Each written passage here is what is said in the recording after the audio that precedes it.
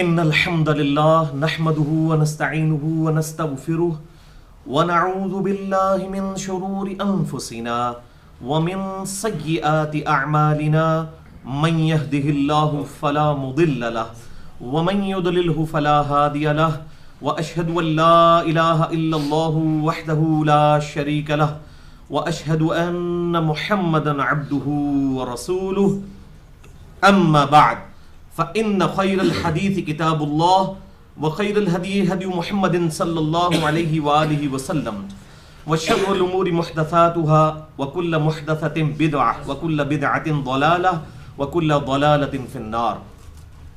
أعوذ بالله السميع العليم من الشيطان الرجيم من همزه ونفخه ونفثه. بسم الله الرحمن الرحيم. رب اشرح لي صدري ويسر لي أمري واحلل عقدة من لساني يفقهوا قولي. بسم الله الرحمن الرحيم. إن الله وملائكته يصلون على النبي يا أيها الذين آمنوا صلوا عليه وسلموا تسليما. اللهم صل على محمد وعلى آل محمد كما صليت على إبراهيم وعلى آل إبراهيم إنك حميد مجيد.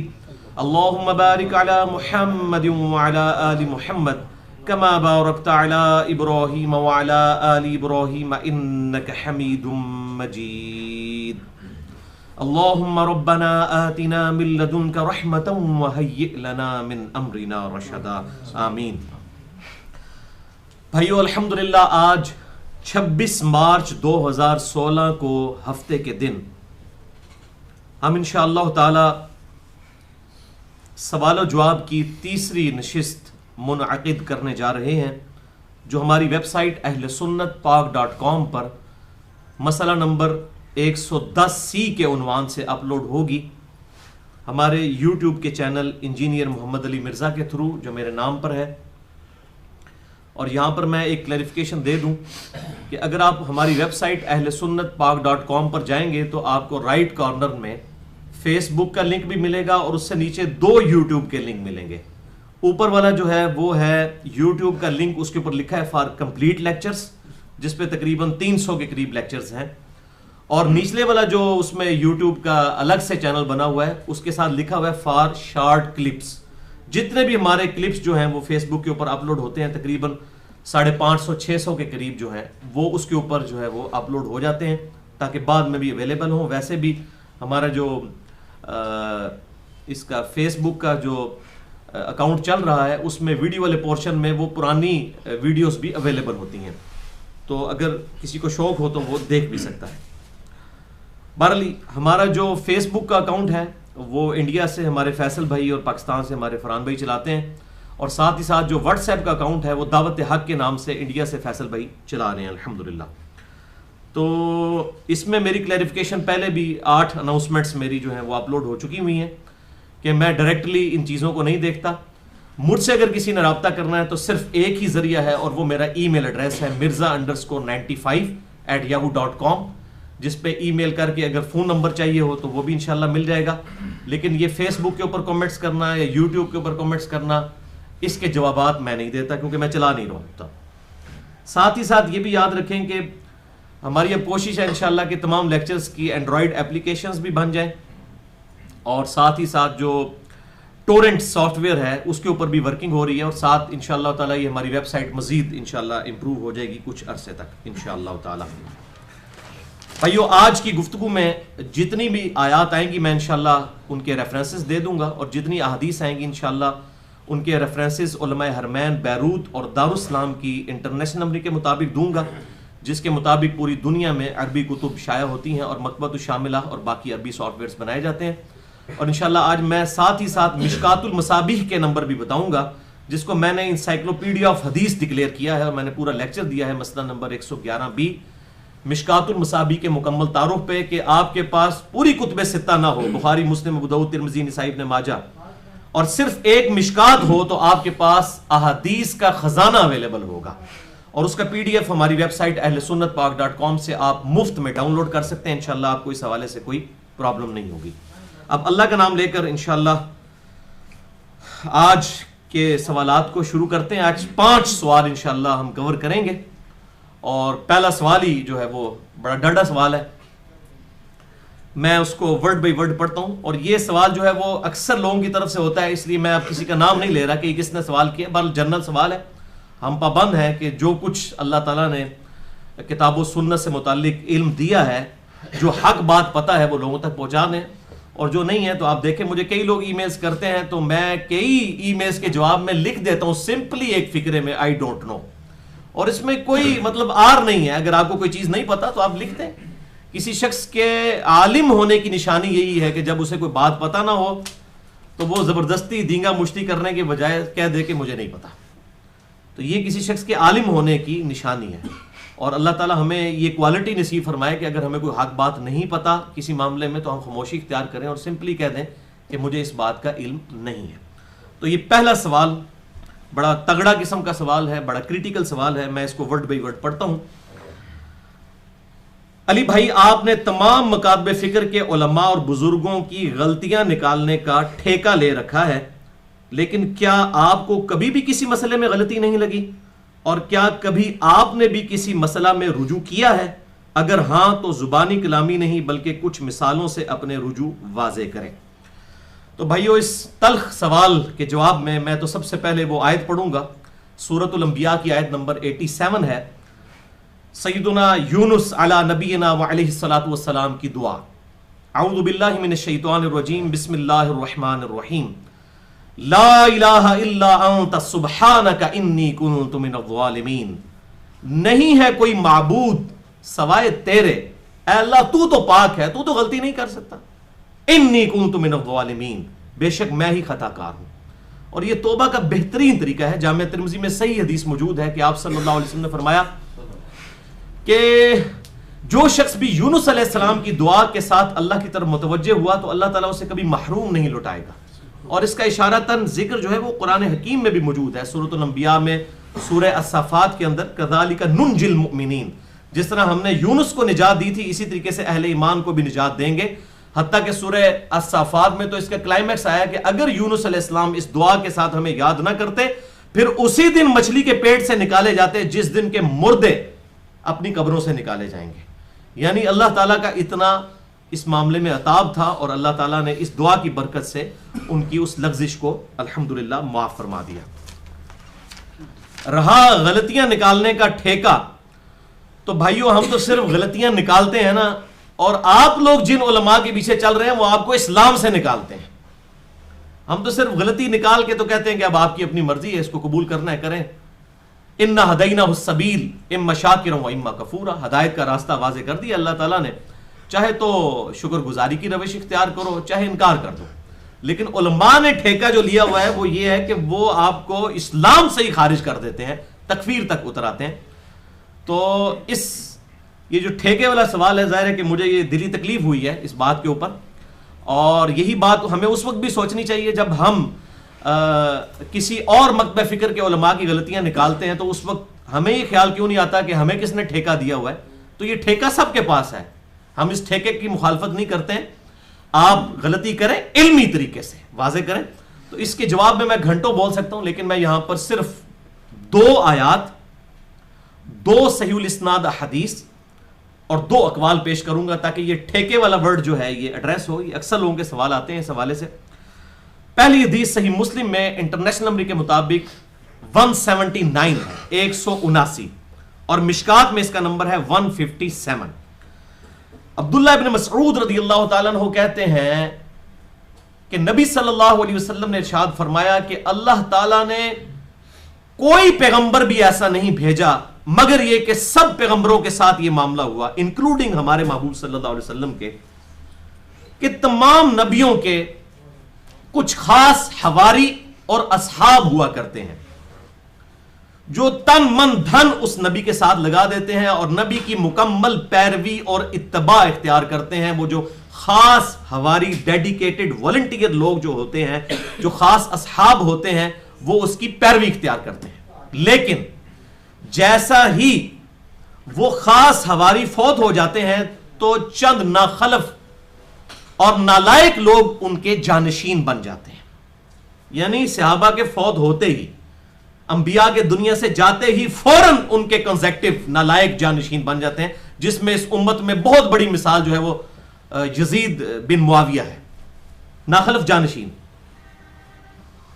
اور آپ صلی اللہ علیہ وسلم نے فرمایا تمام نبیوں کے ساتھ ایسے ہوتا ہے، اور آپ نے فرمایا کہ ان کی نٹوریس کوالٹی یہ ہوتی ہے، بری خصلت، کہ وہ زبان سے وہ کہتے ہیں جو کرتے نہیں، اور وہ کچھ کرتے ہیں جس کا اللہ نے حکم نہیں دیا ہوتا، الٹی گنگا ان کی بہ رہی ہوتی ہے۔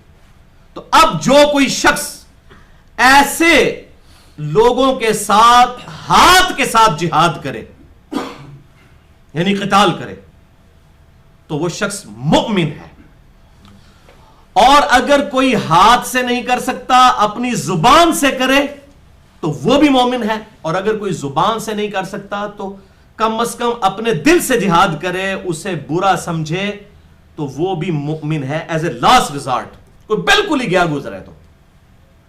اور پھر آپ صلی اللہ علیہ وسلم نے فرمایا کہ اس کے بعد رائی کے دانے کے برابر بھی ایمان نہیں ہے کسی شخص میں جو برائی کو برائی نہ سمجھے۔ اچھا، یہ حدیث جو ہے ابو رافع تابعی نے جب بیان کی عبداللہ ابن عمر کے سامنے، اب وہ ذرا درویش صرف طبیعت کے آدمی تھے، اور اسی وجہ سے سیدنا حسین کا ساتھ بھی نہیں دے سکے اور یزید کی بیعت بھی کر لی، یہ خیر الگ سے ٹاپک ہے۔ تو میں آپ کو بتا رہا ہوں کہ یہ جب حدیث بیان کی تو عبداللہ بن عمر نے اس حدیث کو ماننے سے انکار کر دیا۔ یہ صحیح مسلم 179، غلطی تو کسی سے بھی ہو سکتی ہے۔ اب وہ تابعی ڈر رہے تھے کہ میں اب عبداللہ ابن عمر کو کیسے یہ حدیث سمجھاؤں، کیونکہ ان کی تو یہ نیچر نہیں تھی نا، وہ تو سیدنا حسین کی نیچر تھی نا، للکارنا باطل کو۔ اتفاقاً عبداللہ ابن مسعود ملنے کے لیے وہاں پر آئے مدینہ شریف میں اپنے ساتھیوں کو، تو عبداللہ بن عمر جو ہے وہ ابو رافع تابعی کو کہنے لگے کہ چلتے ہیں عبداللہ ابن مسعود کی زیارت کے لیے، ان کی عیادت کے لیے۔ ظاہر وہ سینئر صحابی تھے، بڑی ان کی رسپیکٹ تھی۔ عبداللہ بن عمر تو ان کے مقابلے میں کچھ بھی نہیں تھے، علمی طور پر بھی اور فقیہ ہونے کے اعتبار سے بھی اور سابقون الاولون ہونے کے اعتبار سے بھی۔ وہ تو شروع کے 10 مسلمانوں میں عبداللہ ابن مسعود رضی اللہ تعالیٰ عنہ۔ تو یہ حاضر خدمت ہوئے، تو ابو رافع تابعی نے نا بجائے یہ کہ عبداللہ بن عمر کو ٹوکنے کے تاکہ کوئی نیگیٹو سائیکالوجی ڈیولپ نہ ہو، دوبارہ سے وہ حدیث عبداللہ ابن مسعود سے جو سنی ہوئی تھی نا، وہ عبداللہ بن مسعود کو کہا کہ حضرت اس طرح آپ صلی اللہ علیہ وسلم نے ارشاد فرمایا تھا، آپ نے مجھے بتایا تھا۔ تو عبداللہ ابن مسعود نے کہا ہاں میں نے خود نبی صلی اللہ علیہ وسلم سے یہ حدیث سنی تھی۔ تو اس کی وجہ سے پھر عبداللہ بن عمر کو ظاہر معاملہ کلیئر ہو گیا کہ انہوں نے جو حدیث کا انکار کیا تھا وہ لا علمی کی وجہ سے کیا تھا، اور اس سے بھی یہ بات پتہ چل گئی کہ حسین بننا کوئی عام کام نہیں ہے، یہ بڑا مشکل کام ہے، حسینیت بڑی مشکل چیز ہے۔ اور المستدرک للحاکم میں صحیح سند کے ساتھ حدیث موجود ہے 4884 نمبر، کہ نبی صلی اللہ علیہ وسلم نے فرمایا کہ سید الشہداء حمزہ ابن عبد المطلب ہے، یا پھر وہ شخص سید الشہداء ہے جو جابر حکمران کے سامنے کلمہ حق بلند کرے، اس کی برائی کو برائی کہے، حتیٰ کہ اسے قتل کر دیا جائے۔ اسی حدیث کی وجہ سے ہم سیدنا حسین کو بھی سید الشہداء کہتے ہیں۔ بعض لوگوں کے پیٹ میں جو ہے نا وہ پیڑ ہو جاتی ہے کہ سید الشہداء تو حمزہ ابن عبد المطلب ہے، تو پوری حدیث پڑھے نا المستدرک للحاکم کی 4884، کہ حمزہ بن عبد المطلب سید الشہداء، اور ہر وہ شخص سید الشہداء ہے کہ جو شخص کلمہ حق بلند کرے۔ اور صحیح مسلم کے ریفرنس سے ایک حدیث 7373 ہے جس میں وہ دجال کے خلاف جو مومن کھڑا ہوگا اس کو بھی آپ صلی اللہ علیہ وسلم نے فرمایا کہ وہ بہترین ہوگا سب لوگوں میں سے، کیونکہ کلمہ حق وہ دجال کے سامنے بلند کرے گا۔ اچھا جی، دوسری حدیث صحیح مسلم میں 177 نمبر انٹرنیشنل نمبر کے مطابق، اور مشکات میں 5137، ابو سعید خدری رضی اللہ تعالیٰ عنہ سے روایت ہے کہ مروان نے جب، اس حدیث کے الفاظ ہیں کہ مروان نے جب یہ بدعت مدینے میں جاری کی، اب مروان کو تو بعض لوگ دھکے کے ساتھ جو ہے وہ صحابی بھی ثابت کرنے کی کوشش کر رہے ہیں تاکہ اس کے کرتوتوں پہ پردہ ڈالا جائے، اور رضی اللہ تعالیٰ عنہ کہتے ہیں بڑے بڑے لوگ ہیں، اس نے مدینے میں بدعت شروع کی کہ عید کی جو نماز ہے اس سے پہلے خطبہ شروع کر دیا۔ اس کی وجہ کیا تھی؟ بعد میں وہ خطبہ کیا دیتے تھے؟ علی پر لعنت، علی سے محبت کرنے والوں پر لعنت، زبیر ابن زبیر پر لعنت، ان سے محبت کرنے والوں پر لعنت۔ موئے سورے تک کس نے خطبہ سننا سی؟ لوگ کہتے ہیں تو پونکتا رہے ایسی جا رہے ہیں، تو انہوں نے حال یہ نکالا کہ تقریر ہم پہلے شروع کر دیں تاکہ لوگ سنیں گے، اور وہی بدعت آج تک چل بھی رہی ہے کہ یہ آپ دیکھ لیں ہمارے جو حنفی بھائی ہیں بریلوی دیوبندی، وہ تقریر پہلے ہی کر رہے ہوتے ہیں کیونکہ پتہ بعد میں کسی نے سننی نہیں ہے۔ ہاں صرف اہل حدیث ہیں جو سنت کے مطابق عمل کر رہے ہیں، وہ بعد میں ہی تقریر کرتے ہیں. وہ خطبہ ہو تقریر ہو ایک ہی چیز کے نام ہے. یہ جو ساتھ سے تقریر جوڑ لی ہوئی ہے تو بدعت ہے. اصل میں تو جمعے کے بھی 2 ہی خطبے ہیں جو آپ صلی اللہ علیہ وسلم نماز سے پہلے دیتے تھے، اور عید کا ایک خطبہ جو ہے وہ آپ صلی اللہ علیہ وسلم نماز کے بعد دیا کرتے تھے. بہرحال یہ بدعت جب اس نے شروع کی مروان نے، تو صحیح مسلم میں الفاظ ہیں 177 نمبر حدیث میں کہ ایک شخص کھڑا ہوا اور اس نے کہا مروان تو نے سنت طریقہ چھوڑ دیا ہے. آپ صلی اللہ علیہ وسلم ہمیشہ عید کی نماز کے بعد خطبہ کیا کرتے تھے. تو اس نے آگے سے بکواس کی کہ وہ سنت متروک ہو چکی ہے.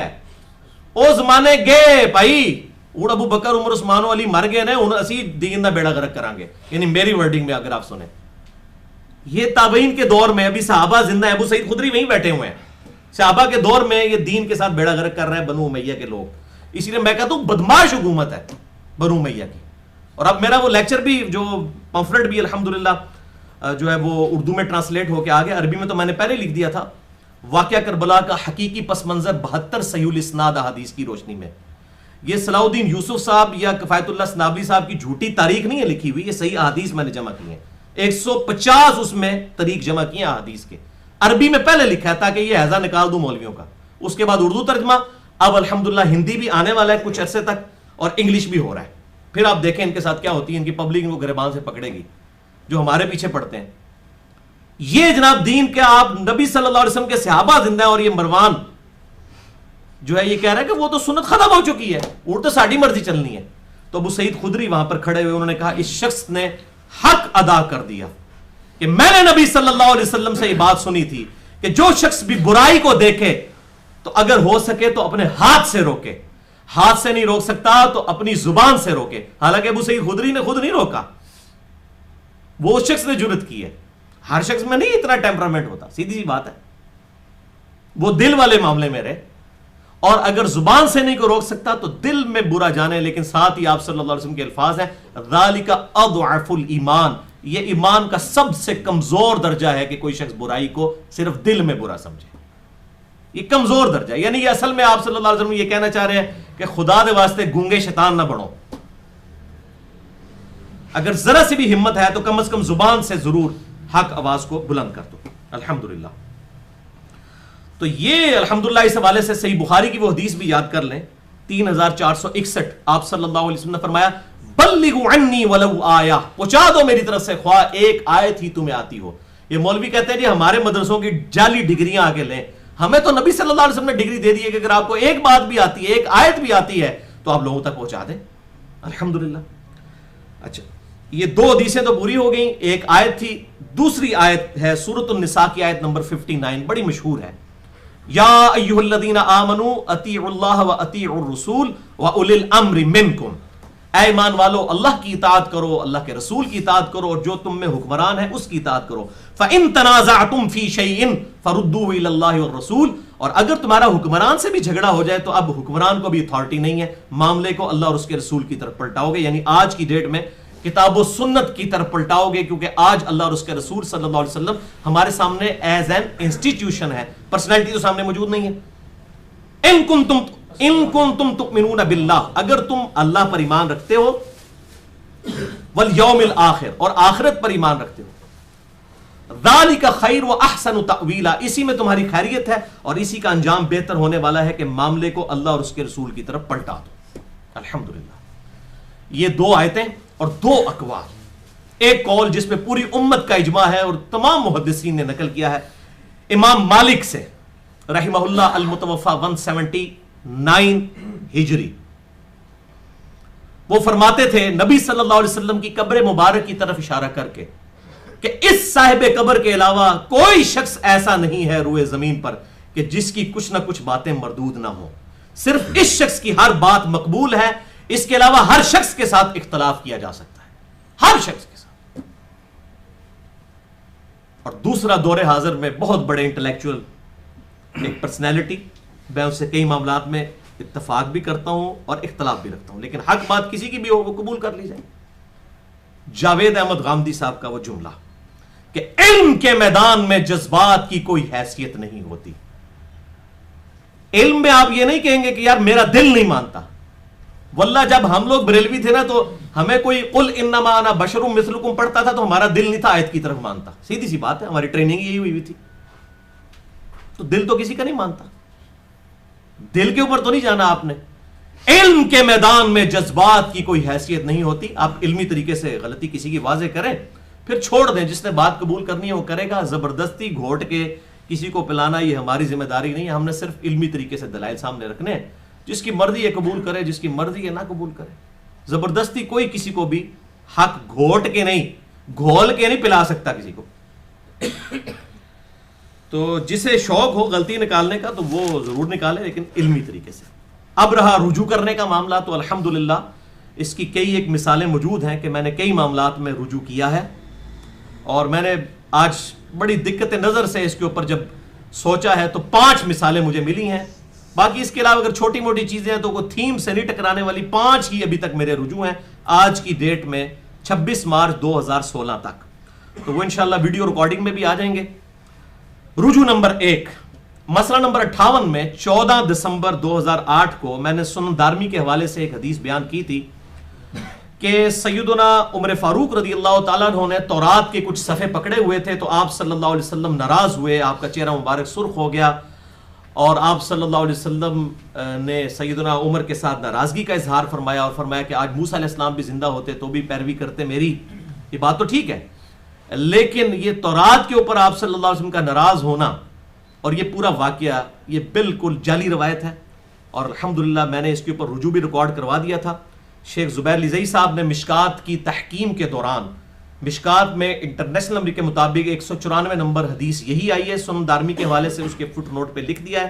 اس میں مجالد راوی ہے, مشہور راوی ہے, پکا ضعیف ہے, اور اس کی جو مسند احمد کی جو سند ہے وہ بھی منقطع ہے. تو یہ بالکل جو ہے وہ جعلی روایت ہے. اور مسئلہ نمبر 121 میں 25 جولائی 2015 کو میں نے دلائل کے ساتھ کتاب و سنت کے رجوع ریکارڈ کروا دیا تھا کہ قرآن تو بار بار کہتا ہے یہ بات, فَأْتُوا بِالتَّوْرَاةِ, لاؤ تورات اور پڑھو اس کے اندر سے. تو قرآن تو کہہ رہا ہے تورات اور انجیل کے اندر بھی وہی حق موجود ہے, حالانکہ قرآن کے زمانے تک بھی وہ تحریف شدہ تھی. لیکن ایز فار ایز توحید از کنسرنڈ اللہ تعالیٰ نے تورات اور انجیل کو بھی محفوظ رکھا ہوا ہے. باقی چیزیں تبدیل ہوئی ہیں, عقیدہ توحید اس میں نہیں تبدیل ہوا, ورنہ آپ ان کو دعوت ہی نہیں دے سکتے.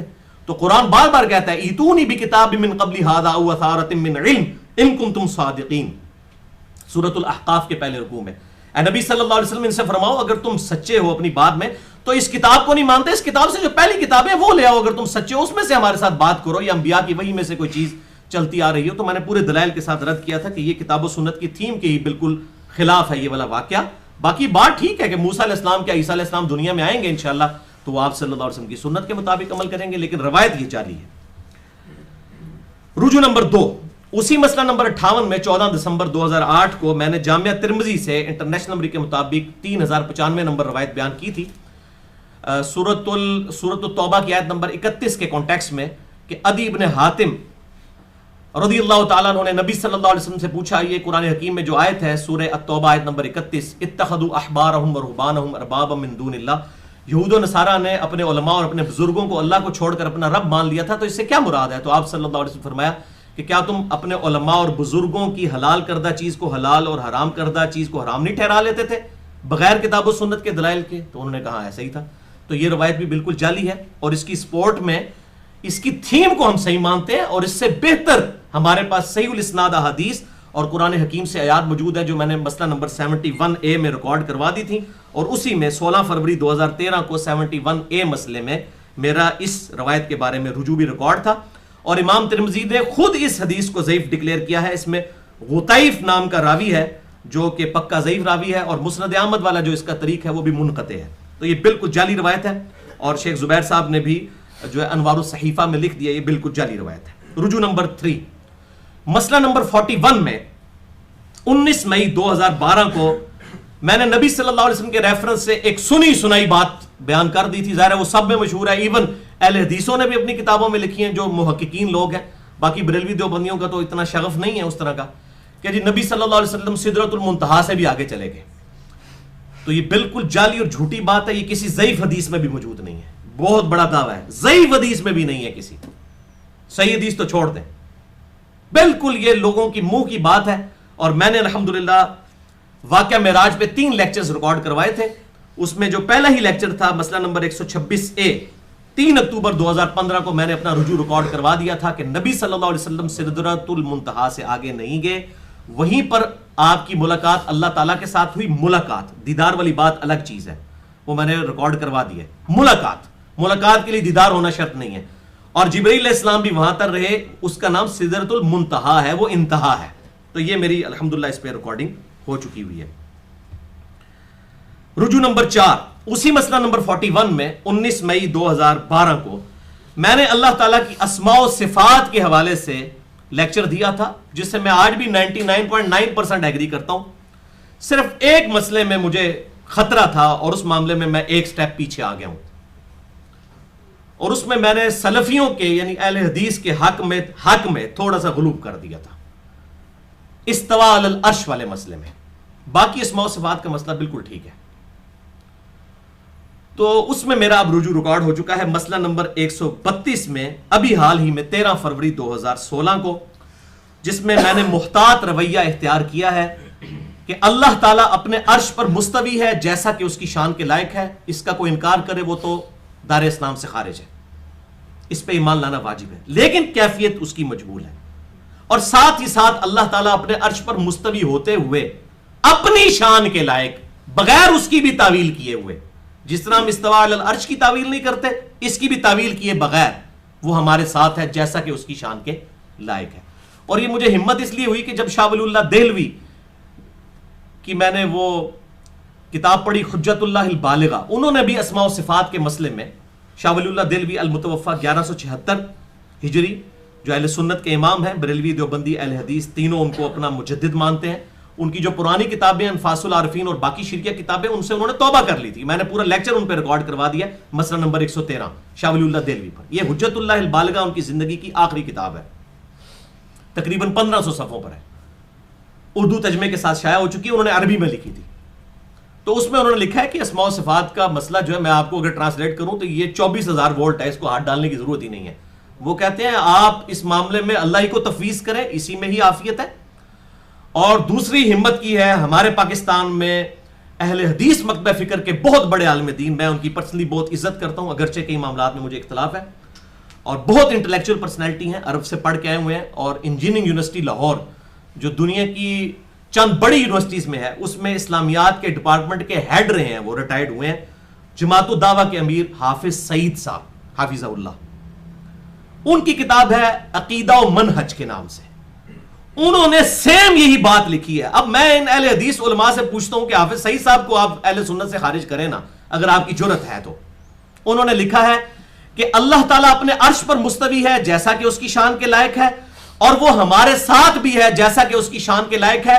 ہم اس تکلف میں نہیں پڑتے کہ اس کی معیت ہمارے ساتھ کیسی ہے، ہم یہ اللہ ہی کو تفویض کرتے ہیں۔ یہ انہوں نے لکھا ہے، تکلف ہی نہیں کرتے۔ اب جنہوں نے تکلف کیا ہے ان کو تو وہ اچھا نہیں سمجھ رہے۔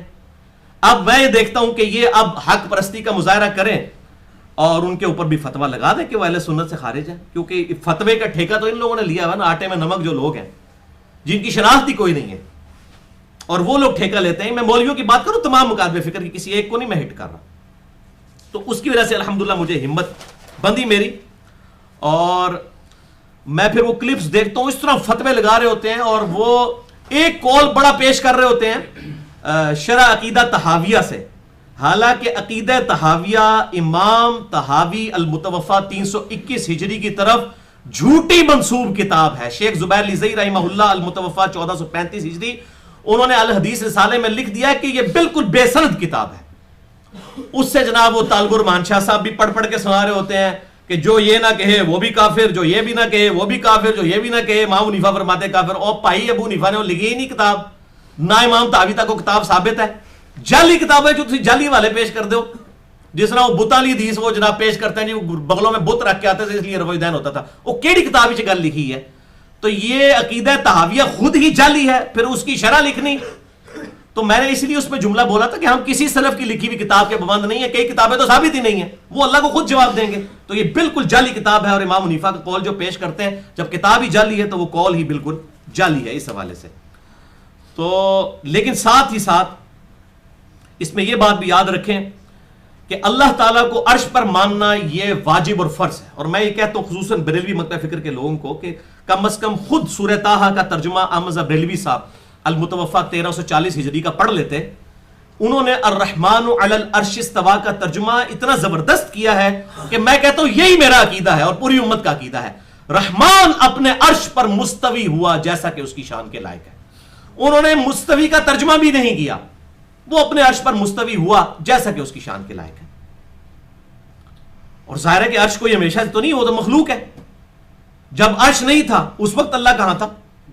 عرش مخلوق ہے نا, غیر مخلوق تو نہیں ہے نا. اللہ کے علاوہ ہر چیز, اللہ کی صفات کے علاوہ ہر چیز جو ہے وہ تو مخلوق ہے. وَهُوَ رَبُّ الْعَرْشِ الْعَظِيمِ, وہ عرش کا رب ہے, عرش کا پالنے والا ہے, تو وہ مخلوق ہے عرش. تو یہ وحدت الوجود کا جو عقیدہ ہے یہ بالکل باطل عقیدہ ہے. میں نے ہمیشہ اس کی نفی کی ہے. ہماؤست یا پینتھیزم یا حلول کا عقیدہ یہ بالکل کفری عقیدہ ہے اور اس کی اہل سنت میں کوئی گنجائش موجود نہیں ہے. ہم اس عقیدے کو بھی بالکل کنڈیم کرتے ہیں. اور امام مالک کا وہ جو قول المتوفیٰ 179 ہجری کہ اللہ کا عرش پر استوا معلوم ہے, کہ ہمیں پتا ہے کہ اللہ عرش پہ ہے جیسا کہ اس کی شان کے لائق. کیفیت مجہول ہے, ہمیں نہیں پتا کس طرح ہے, یہ ان نون کیفیت. مجہول عربی میں, انگلش میں ہم کہیں گے ان نون. اور سوال کرنا بدعت ہے. جو سوال کرے گا نا کس طرح ہے, بیٹھا ہوا ہے, کس طرح ہے, کتنا اوپر ہے, ساتھ لگا, نعوذ باللہ من ذالک, اس کی تمثیل بیان ہی نہیں ہو سکتی. اور قرآن نے تو ایک ہی جملے میں سورہ الشورى پارہ نمبر 25 آیت نمبر 11 میں, میں کہتا ہوں کہ جس کو کہتے ہیں قلم توڑ دینا, لیس کمثلہ شیء وہو السمیع البصیر, اللہ کی مثل کوئی شے نہیں ہے اور وہی دیکھنے والا اور سننے والا ہے. جب اس کی مثل شے ہی کوئی نہیں ہے تو ہم مثال کیسے اس کی بیان کریں گے؟ ڈر جائیں, اللہ سے ڈر جائیں. کسی مولوی نے, کسی بزرگ بابے نے کام نہیں آنا. یہ کتاب اللہ میں جو عقیدے آئے ہیں اس کو من و عن قبول کریں, معاملات کو اللہ کی طرف تفویض کریں. دونوں طرح کی آیات موجود ہیں. ہم نہ تو وہ حنفیوں والا عقیدہ رکھتے ہیں جو آج کے حنفیوں کا ہے, یا جہمیہ کا عقیدہ. اور آپ یہ دیکھیں دونوں طرف ہے. اور پھر یہ جب رد کر رہے ہوتے ہیں صرف جہمیہ کا رد, جہمیہ کا رد, یہ بالکل اسی طریقے کی وہ پٹی پڑھانی ہے کہ جب ہم سیدنا علی کے فضائل بیان کریں جی رافضی یہ کہتے ہیں رافضی, اور بھاڑ میں گئے رافضی, ہمارا ان سے کیا لینا دینا ہے. تم ناسبیوں کے بارے میں بات کرو جو تمہارے اندر گھسے ہوئے ہیں, سیدنا علی سے بغض رکھنے والے, صرف رافضی رافضی رافضی. ہم دونوں کا رد کرتے ہیں, رافضیوں کا بھی ناسبیوں کا بھی. ڈنکے کی چوٹ میں ہر لیکچر میں کہتے ہیں یا علی مدد کہنا جو ہے وہ شرک ہے. تو یہ دونوں طرف کی بات کریں نا. یہاں پر بھی یہ وہ کہتے ہیں جی جہمیہ جہمیہ جہمیہ. بھائی جہمیہ کا رد کر رہے ہیں تو مجسمیہ کا بھی رد کریں نا. یہ بھی تو ایک فرقہ رہا ہے جو اللہ کے لیے جسم کا قائل تھا, اللہ کے لیے آنکھیں مانتا تھا جس طرح کی ہماری آنکھیں ہیں نعوذ باللہ. تو ان کا بھی رد کریں نا. وہ اس لیے نہیں کرتے, ان کو یہ خطرہ پڑ جاتا ہے اپنے ہی ناراض پہ کر دو بھی ایسی. وہ جس طرح یہ ناسبیوں کا رد نہیں کرتے نا, کیونکہ ڈر پڑ جاتا ہے کسی اپنے ہی ناراض کر رہے ہو, یہ وہ چیز ہوتی ہے. تو مجسمیہ بھی باطل ہیں اور جہمیہ بھی باطل ہیں. اہل سنت کا منہج درمیان میں ہے, اہل الحدیث کا, اصحاب الحدیث کا. میں کسی فرقے نہیں, میں فکر کی بات کر رہا ہوں. فرقہ واریت تو اسلام میں حرام ہے. کہ اللہ تعالیٰ عرش پر مستوی ہے, اس پہ ایمان لانا واجب ہے جیسا کہ اس کی شان کے لائق ہے, اور اس کی مائیت بھی ہمارے ساتھ ہے جیسا کہ اس کی شان کے لائق ہے. لیس کمثلہ شیء, اس کی مثل کوئی شے نہیں ہے. اب جب تک اپنے بزرگ بابے کی حوالہ نہ دیا جائے اس وقت تک نا تسلی نہیں ہوتی. اس کو میں کہتا ہوں اینٹی وینم, پھکی. علم الکلام میں الزامی جواب, یعنی کوبرا سانپ جب کاٹ جائے نا اس کا علاج صرف کوبرے کے زہر سے ہی ہوتا ہے, آپ کوئی دوائی دیں علاج نہیں ہوتا. تو یہ اینٹی وینم ہے, یہ میں پھکی اب ان کو دینے لگا ہوں. امام ابن تیمیہ المتوفیٰ 728 ہجری کے بارے میں یہ بالکل ان کی کتاب کے اندر جو انہوں نے تحریر لکھی فلاسفہ کے خلاف, بالکل یہ کفری عقیدہ لکھا ہوا ہے. میں ان کو کافر نہیں کہہ رہا, لیکن یہ عقیدہ کفریہ, ہو سکتا ہے مرنے سے پہلے ان کو توبہ نصیب ہوگی ہو. لیکن میں صرف سلفیوں کو ان کے گھر کی پکچر بتانے لگا ہوں کہ بھائی جی اپنی منجی تھلے بھی ڈنڈا پھیرو. امام ابن تیمیہ جن کو آپ شیخ الاسلام کہتے ہیں نا, یہ اب آپ نے فیصلہ کرنا ہے یہ شیخ الاسلام ہے یا شوخ الاسلام ہے. جس کا یہ کفری عقیدہ ہو, میں ان کو کافر نہیں کہہ رہا. ان کی کتاب میں عقیدہ آج تک موجود ہے, مکتبۃ الشاملہ میں بھی کتاب موجود ہے, عرب سے بھی چھپ رہی ہے. فلاسفہ کے خلاف انہوں نے جو کتاب لکھی اور جو فتاوی لکھے, میں اس کا آپ کو حوالہ دے دوں, اور میں فتویٰ کو نہیں لگا رہا. شیخ ناصر الدین البانی المتوفیٰ 1999 عیسوی, انہوں نے بھی اس معاملے میں بڑی سخت گرفت کی ہے ابن تیمیہ کی اپنے سلسلہ احادیث صحیحہ میں. وہ اب حوالہ مجھ سے لے لیں. اور میں نے یہ شیخ زبیر صاحب المتوفی 1435 ہجری سے ڈسکس بھی کیا تھا, تو انہوں نے کہا تھا بالکل یہ باطل اور کفری عقیدہ, ہمارا ایسا عقیدہ نہیں ہے. بہرحال جامعہ ترمذی میں حدیث ہے انٹرنیشنل نمبر کے مطابق 3319 اور 2155, اور مشکات میں بھی یہ موجود ہے 94 نمبر. اور سلسلہ احادیث صحیحہ میں شیخ البانی 133 نمبر پہ اسے لے کے آئے ہیں, اور اس پہ انہوں نے پوری بحث کی ہے. یہ حدیث ہے کہ آپ صلی اللہ علیہ وسلم نے فرمایا کہ اللہ تعالیٰ نے سب سے پہلے قلم کو پیدا کیا, پین کو.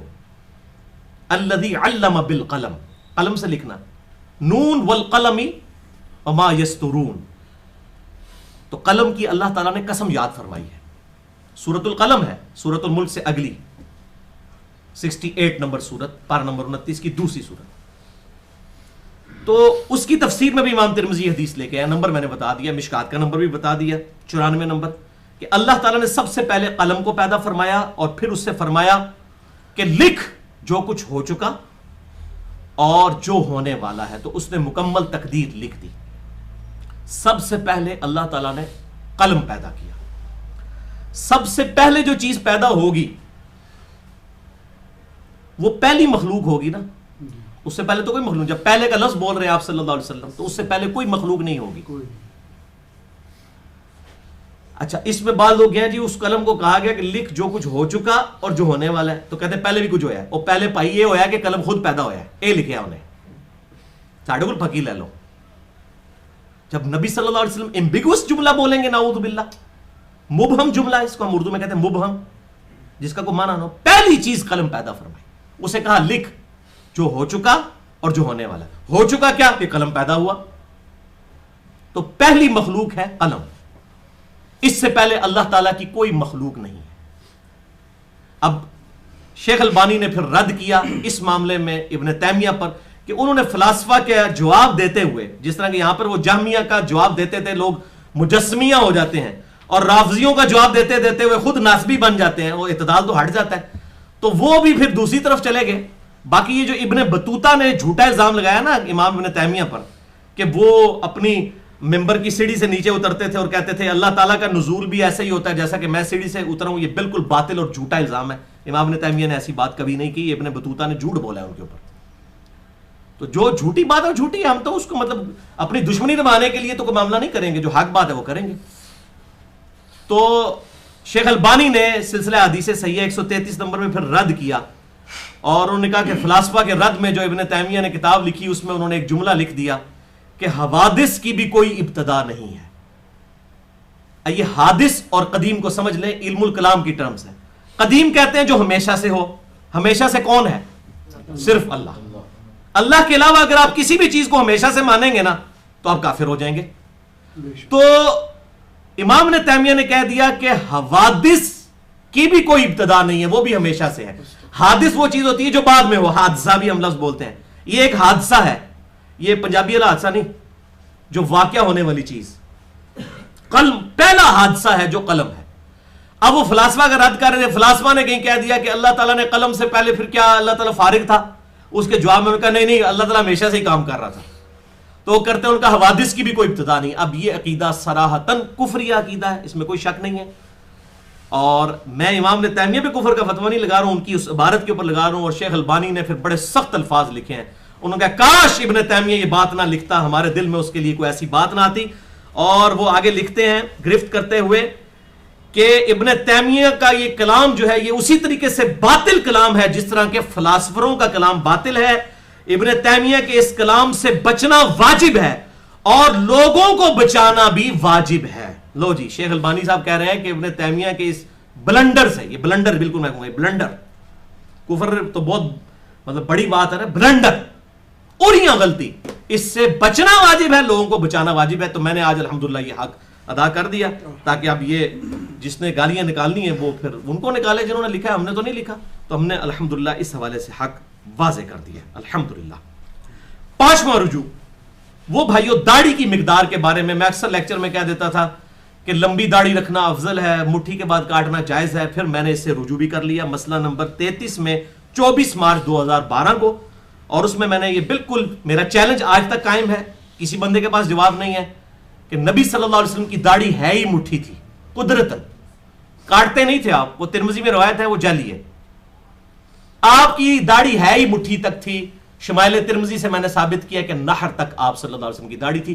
نہر اسے کہتے ہیں, سینے کا اوپر والا حصہ. یہ بالکل جھوٹ بولتے ہیں سینہ بھرتی تھی, سینے کے الفاظ ہی کسی حدیث میں موجود نہیں ہے, نہر کے الفاظ ہیں یہ, جو ہلکا سا جو یہ آپ سمجھ لیں اندر گھسی ہوئی گلے کی جگہ, اسے نہر کہتے ہیں. تو یہ ایک مٹھی, میرے کئی بال ایک مٹھی سے زیادہ, میں نہیں کاٹتا ہوں الحمدللہ, سچی داڑھی ہے الحمدللہ. لیکن جو کوئی مٹھی کے بعد داڑھی کاٹتا ہے اس نیت سے, جیسا کہ عبداللہ بن عمر کاٹتے تھے, صحیح بخاری میں آتا ہے کہ میری داڑھی حضور سے لمبی نہیں ہونی چاہیے, اس کے لیے وہ افضل ہوگا. اور جو شخص یہ کہتا ہے کہ نہیں, چونکہ آپ صلی اللہ علیہ وسلم کی قدرتاً مٹھی تھی تو میری قدرتاً جتنی ہوتی ہے جیسا کہ میں ہوں, تو میں یہ رکھنا چاہتا ہوں, تو میرے لیے یہ افضل ہے. ویسے جو لوگ عموماً شیو نہیں کرتے, بہت کم لوگ ہیں جن کی داڑھی بہت لمبی ہوتی ہے, عموماً ایک مٹھی سے زیادہ آگے داڑھی نہیں جاتی, 1.5 مٹھی تک چلی جائے گی, عموماً داڑھی اتنی ہی رہتی ہے, الا ماشاء اللہ. تو اس میں نے رجوع ریکارڈ کروا دیا تھا کہ دونوں کی نیت پہ ڈیپینڈنٹ ہے. اس کے لیے وہ افضل ہوگا جو آپ صلی اللہ علیہ وسلم سے لمبی داڑھی نہیں رکھنا چاہتا, اور جو قدرتاً اس کو فالو کرنا چاہتا ہے کہ میری چونکہ قدرتی لمبی ہے تو وہ اس کے لیے وہ افضل ہوگا. تو یہ میرا الحمدللہ رجوع اس حوالے سے ریکارڈ ہو چکا ہے. اس کے علاوہ بس ایک الٹیمیٹ رجوع ہے جو میں اکثر ریکارڈ کرواتا ہوں, مسئلہ نمبر 71A میں بھی 16 فروری 2013 کو میں نے جو لیکچر دیا تھا, بزرگوں کی اندھا دھند پیروی کا انجام اور اس کا علاج, اس میں نے بات کی تھی, میں دوبارہ کر دیتا ہوں. یہ الٹیمیٹ سب سے بڑا رجوع ہے میرا کہ الحمدللہ بھائیوں, میری روٹی دین کے ساتھ نہیں جڑی ہوئی, اور میں اپنی ذات کی خاطر دین سے 1 روپیہ کمانے کو بھی حرام سمجھتا ہوں, اپنے لیے کسی پہ فتویٰ نہیں لگا رہا. یہی وجہ ہے کہ میں نے فرقہ واریت کو 3 طلاقیں دے کر اور 4 تکبیریں پڑھ کے ہمیشہ کے لیے دفنا دیا ہے, کیونکہ جو شخص فرقہ واریت میں پڑ جائے وہ کبھی آپ کو حق بات نہیں بتائے گا, الا ماشاء اللہ. اور اللہ تعالیٰ سے دعا کریں کہ اللہ تعالیٰ اس دن سے پہلے کہ ہماری روٹی دین کے ساتھ جڑ جائے, ہمیں اللہ تعالیٰ مدینہ شریف میں ایمان و عافیت کے ساتھ موت, بقیہ غرقد میں مدفن, اور جنت الفردوس میں اپنے محبوب صلی اللہ علیہ وسلم کا پڑوس عطا فرمائے. اور بھائیو, آپ میں سے اکثر لوگ جانتے ہیں کہ میں تقریباً 31 سال تک بریلوی رہا. اپنی پیدائش 4 اکتوبر 1977 سے لے کر پھر 2008 میں کچھ عرصہ دیوبند اور پھر اہل حدیث کے ساتھ بھی گزرا, اور پھر کچھ عرصہ سٹڈی کے طور پر اہل تشیع کے ساتھ بھی گزرا. آج بھی میں سب کی باتیں سنتا ہوں, جو حق بات ہے قبول کرتا ہوں, اور بغیر تکفیر کے اصلاح کی کوشش کرتا ہوں. اور یہی ایک کلمہ گو اہل قبلہ مسلمان کا حق ہے آپ پر کہ آپ اس کی اصلاح کی کوشش کریں, بجائے مولویوں کی طرح اسے اسلام سے نکالنے کے نا, آپ اس کی اصلاح کی کوشش کریں. اسی کی ذمہ داری اللہ تعالیٰ نے ہمیں دی ہے. اور الحمدللہ مجھے بڑے قریبی دوست کا اگلے دن بھی انگلینڈ سے فون آیا تھا, وہ کہتا ہے علی بھائی میں نے آپ کے 6-7 سال پرانے لیکچر دیکھے ہیں, وہ تو بڑا اگریسو سٹائل ہے, اب بڑا ٹھہراؤ آ گیا. تو وقت کے ساتھ ٹھہراؤ آتا ہے. اب میری تقریباً 39.5 سال عمر ہو چکی ہے, شمسی اعتبار سے اور قمری اعتبار سے الحمدللہ 40 سال جسٹ کراس ہوئے ہیں. تو اب میچور لائف ہے, انشاءاللہ کوشش کریں گے کہ میچورٹی کو اس حوالے سے مینٹین رکھیں. اور فرقہ واریت کے حوالے سے میں بار بار ڈکلیئر کرتا ہوں کہ میرا منہج اہل سنت کا ہے, لیکن اہل سنت فرقے کے طور پر نہیں, منہج کے طور پہ. اس پہ میرا مسئلہ نمبر 73 الحمدللہ ریکارڈڈ موجود ہے.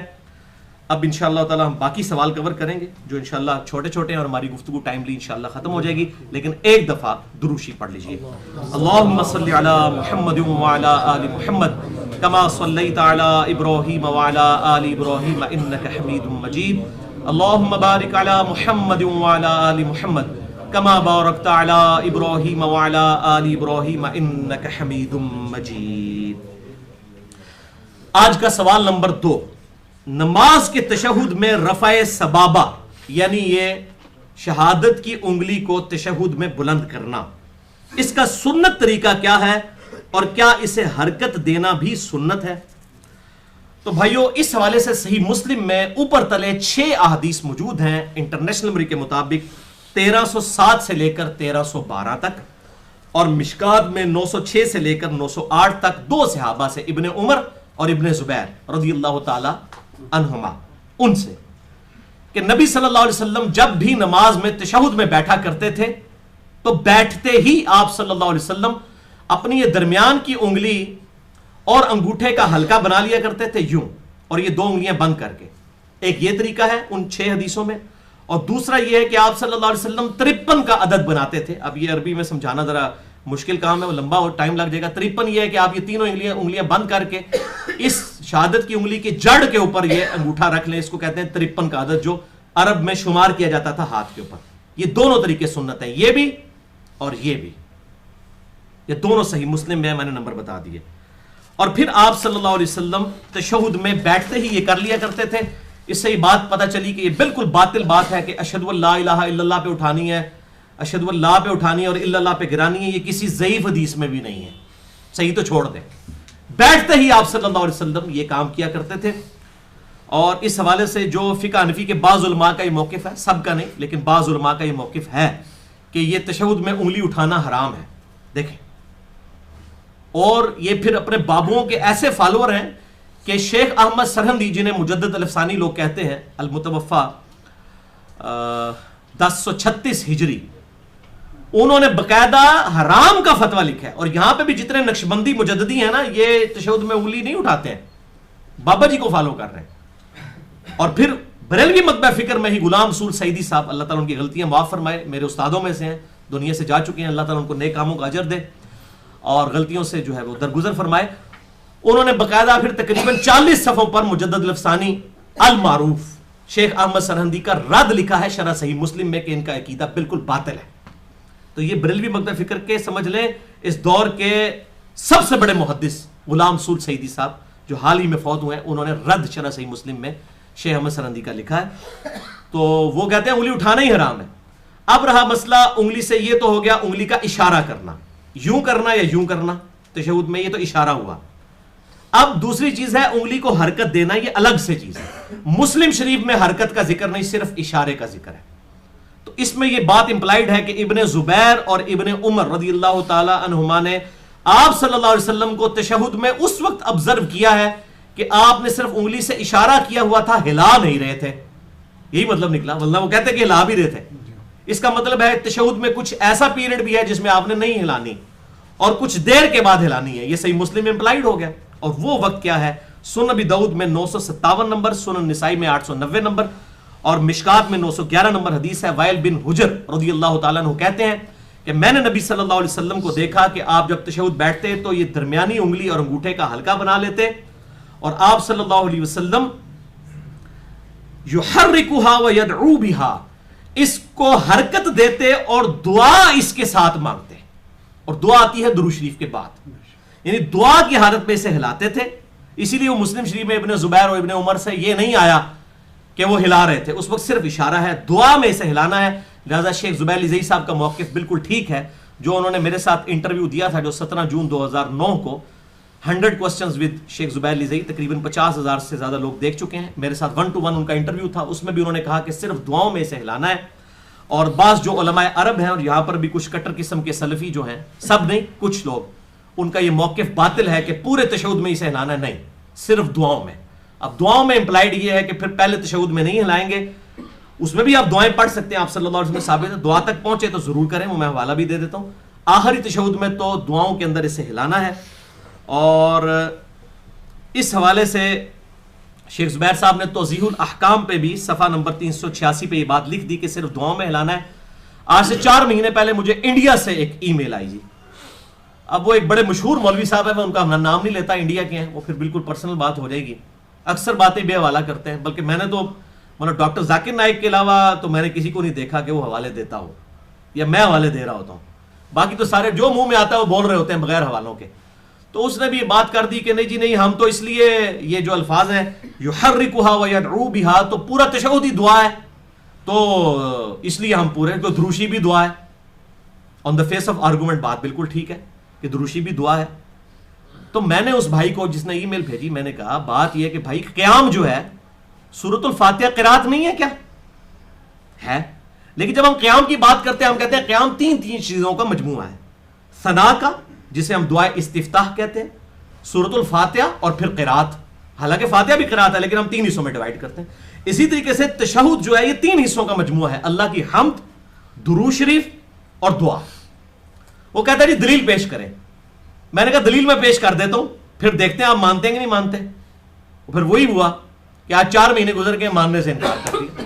تو منکرین حدیث صرف بریلوی دیوبندیوں نہیں، اہل حدیث میں بھی موجود ہیں. اپنے بزرگ بابوں کو چھوڑنا بڑا مشکل کام ہوتا ہے. تو انہوں نے پھر دوبارہ اتنی بھی توفیق نہیں کی کہ آپ نے حدیث پیش کر دی ہے تو میں رجوع کرتا ہوں، یا میرے جو مولوی صاحب رجوع کرتے ہیں یا میرے بابا جان جو ہیں وہ رجوع کر لیتے ہیں جن کا میں فالوور ہوں، نہیں کیا۔ اب میں آپ کو حوالہ دے دیتا ہوں، سنن نسائی میں 1720 اور 1721 نمبر حدیث ہے صحیح سند کے ساتھ۔ شیخ البانی، شیخ زبیر لزئی رحمہ اللہ دونوں اسے صحیح کہتے ہیں۔ 9 وطر پڑھنے کا طریقہ 2 سلام، 1 سلام اور 2 تشہد کے ساتھ اما عائشہ نے روایت کیا رضی اللہ تعالیٰ عنہ۔ اس حدیث میں آتا ہے کہ نبی صلی اللہ علیہ وسلم جب 9 رکعت وطر 1 سلام کے ساتھ، مراد 1 دفعہ سلام، اگلے دن ایک ای میل آ گئی آپ 1 سلام کہہ رہے ہیں تو اسے مراد صرف دائیں طرف پھیرنا ہے، اس حالت تک بھی لوگوں نے ہونا حالت ہوتی ہے۔ تو میں تاں پہ کہنا ہے 1 سلام سے مراد یہ ہے کہ 2 دفعہ سلام نہیں پھیرنا، 1 دفعہ دونوں طرف سلام پھیرنا ہے۔ ہر طرح کی مخلوق ہے اللہ کی، ہم کرٹیسائز نہیں کر رہے، لیکن لوگوں کو سوچنے کا وہ چشمہ ڈیفرنٹ ہوتے ہیں، ہر بندے کا انٹلیکچوئل لیول ایک نہیں ہوتا۔ تو 1 سلام اور 2 تشہد کے ساتھ 9 وطر، سنن نسائی 1720 اور 1721۔ اس میں الفاظ ہے کہ آپ صلی اللہ علیہ وسلم 8ویں رکعت میں تشہد میں بیٹھتے، پہلی 7 رکعتوں میں نہ بیٹھتے، 8ویں میں بیٹھتے اور اس کے بعد اللہ کی حمد بیان کرتے، پھر نبی صلی اللہ علیہ وسلم پر درود پڑھتے۔ یہ اگلے دن کسی بریلوی مولوی نے کہا جی نبی صلی اللہ علیہ وسلم تو درود شریف نہیں سن پڑھتے، انہوں نے اپنے آپ پڑھنا سی، یہ پائی موجود ہے سنن نسائی کے اندر، خود اپنے اوپر درود پڑھتے اور اس کے بعد اللہ سے دعائیں مانگتے، اور پھر آپ صلی اللہ علیہ وسلم سلام پھیرے بغیر 9ویں رکعت میں کھڑے ہوتے، پھر 9ویں رکعت میں بیٹھ کے تشہد کے اور دعائیں پڑھنے کے بعد سلام پھیرتے۔ اس میں نے بتایا کہ دیکھ لو تینوں ڈویژن آ گئی ہیں، اللہ کی حمد، درود شریف اور دعا۔ اب میں نے کلیئر کر دیا، دلیل دے دی، اور کیا کریے، پٹھے لٹک جائیے، اور تو اس سے زیادہ کچھ نہیں کر سکتے۔ لیکن وہ پھر ماننے سے انکار کیا اور پھر اس نے رجوع نہیں کیا۔ پل یہ ہے کہ وہ شرمندہ ہو کے بھاگ ضرور گئے، اس کے بعد انہوں نے بات نہیں اس موضوع کے اوپر کی، حالانکہ کہنا چاہیے تھا، جتنے وہ تمکنت کے ساتھ گرجے تھے تو اب پھر حق بات کو قبول بھی کرتے اور صحیح اہل حدیث ہونے کا ثبوت دیتے، غیر مقلد ہونے کا نہیں۔ پھر کہتے ہیں ہمیں گالیاں دیتے ہیں غیر مقلد، تو بھائی میرے جو ہے حدیث کو نہیں مانتا پھر وہ غیر مقلد ہی کہلائے گا نا، بلکہ ہمیں تو منکرین حدیث کہنا چاہیے ایسے لوگوں کو۔ اور میں سب سے زیادہ محبت اہل سنت اور اہل تشیع کے تمام جتنے بھی گروہ ہیں، بریلوی، دیوبندی، اہل حدیث، حنفی، شافعی، مالکی، حنبلی، یا اثنا عشری ہوں اہل تشیع میں یا زیدیہ ہوں، سب سے زیادہ محبت اہل حدیث کے ساتھ کرتا ہوں، کیونکہ انہیں جب حدیث پتہ چلتی ہے وہ بات قبول کر لیتے ہیں۔ لیکن اگر کوئی وہ نہیں قبول کرتا پھر سب سے زیادہ غصہ بھی ان پہ ہوگا، اس لیے کہ بھئی آپ کا تو دعویٰ تھا، باقیوں کا تو دعویٰ بزرگ بابوں کا ہے، آپ تو بزرگ بابوں کے پجاری نہیں تھے، تو آپ بھی جب حدیث نہیں مانیں گے تو آپ پہ تو غصہ آئے گا۔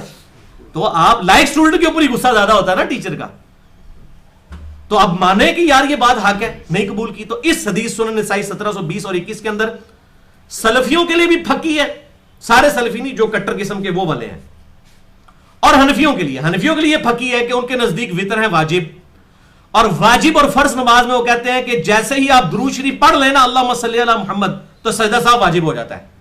ان کے لیے پھکی ہے کہ آپ صلی اللہ علیہ وسلم نے درود شریف بھی پڑھا، دعائیں پڑھی 8ویں رکعت میں، اور اس کے بعد آپ 9ویں کے لیے کھڑے ہوئے، لہٰذا آپ صلی اللہ علیہ وسلم پر سجدہ صاحب تو واجب ہو گیا، نعوذ باللہ جان بوجھ کر، یہ ان کے لیے پکی ہو گئی۔ اور سجدہ صاحب والے لیکچر میں بھی میں نے حدیث کوٹ کی ہے، مسئلہ نمبر 92 میں، سجدہ صاحب کے 5 سنت طریقے اور اس کے 8 مقامات کے کن مقامات پر سجدہ صاحب واجب ہو جاتا ہے، اور 5 ایسے مقامات جن کے اوپر نہیں ہوتا، وہ میں نے ڈیٹیل کے ساتھ مسئلہ نمبر 92 اہل سنت پاک.com پہ۔ تو یہ حنفیوں کا رد ہو گیا، اور سلفیوں کا اس معاملے میں ہو گیا کہ وہ جو یہ کہتے تھے، شیخ زبیر صاحب کے اوپر تان کرتے تھے کہ جو وہ کہتے ہیں دعاؤں میں ہلانا چاہیے، تو میں نے الفاظ جو ہیں وہ بتائے، یحرکھا ویدعو بھا، اور یہاں سنن نسائی سے پتہ چل گیا کہ 3 چیزیں ہیں تشہد میں، حمد، درود شریف اور پھر دعا۔ یہ الحمدللہ اس حوالے سے موقف بالکل کلیئر ہو گیا۔ سنن نسائی میں ایک اور حدیث ہے 1161 نمبر کہ آپ صلی اللہ علیہ وسلم تشہد میں جب یہ انگلی اٹھاتے تو مسلسل اس انگلی کی طرف دیکھتے رہتے تھے، انگلی کی طرف دیکھتے رہتے تھے تشہد کی حالت میں، یہاں پر نظر رکھنا یہ سنت ہے۔ سنن ابی داؤد میں 991 نمبر حدیث ہے کہ آپ صلی اللہ علیہ وسلم کی انگلی ہلکی سی جھکی ہوا کرتی تھی، ایسے نہیں انگلی کھڑی کرتے تھے آپ صلی اللہ علیہ وسلم۔ اچھا آپ وہ 53 کا عادت بنائیں، اس میں تو آٹومیٹکلی جھک جاتی ہے، اس طرح کرنے میں یہ ایسے رہتی ہے، اس کو ہلکا سا جھکا کے رکھنا ہے۔ سنن ابی داؤد 991 نمبر، اور مسند امام احمد میں جلد 2 صفحہ 119 پر انٹرنیشنل نمبر کے مطابق 6000 نمبر حدیث ہے، اور مشکات میں 917 نمبر ہے کہ نبی صلی اللہ علیہ وسلم رفع سبابہ کے بارے میں فرماتے، یعنی یہ شہادت کی انگلی کو بلند کرنا، فرمایا کرتے کہ یہ انگلی شیطان پر لوہے سے بھی زیادہ سخت ہے۔ یہ گواہی دینا، اس انگلی کے ساتھ گواہی دینا لوہے سے زیادہ سخت ہے شیطان کے اوپر، الحمدللہ۔ لہٰذا یہ جو ہے اس سنت سے محروم نہیں ہونا چاہیے۔ اب 2 باتیں اور کہ حنفی ایک دلیل پیش کرتے ہیں سنن ابی داؤد سے، انٹرنیشنل نمبر کے مطابق 989 نمبر حدیث ہے، 999 1 कम 90, उसमें अल्फाज है कि आप सल्लल्लाहु अलैहि वसल्लम उंगली तो उठाते थे लेकिन इसे हरकत नहीं देते थे, लेकिन वो रवायत मरदूद है, उसमें मोहम्मद बिन इजलान मुदल्लिस है और अन से रवायत कर रहे हैं और समा की तसरीह मौजूद नहीं है, और मुदल्लिस की अन वाली रवायत जो है, सिका मुदल्लिस की भी अन वाली रवायत बगैर समा की तसरीह के ज़ईफ होती है, ये सही मुस्लिम के मुकदमे में पेट्रोल है, लिहाजा वो बिल्कुल जाली रवायत है।